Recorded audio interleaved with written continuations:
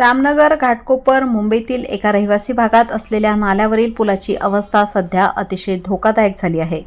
सज्जनगड ते सिद्धार्थ सोसायटी जोडणारा हा पूल कधीही कोसळण्याची शक्यता असून स्थानिक नागरिक रोजचा प्रवास जीव मुठीत घेऊन करत आहेत।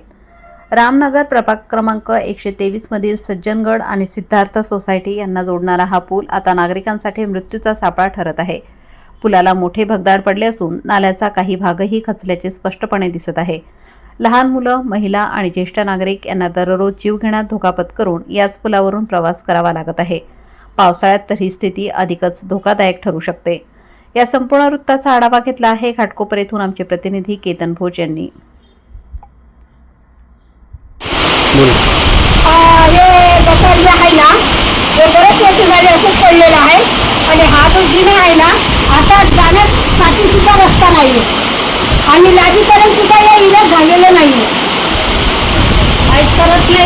मोठं लेडीज आहेत आणि भरपूर कचरा येतो डोंगरावर। कचरा पुरा डोंगरचा कचरा खाली या गटातून येतो आणि मग इकडे आता हा जे तुटलेला आहे बघा, मला किती तुटलेला आहे।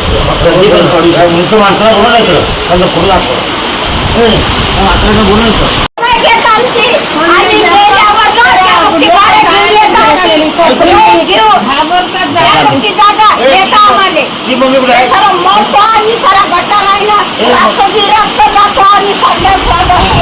काय भीती वाटते।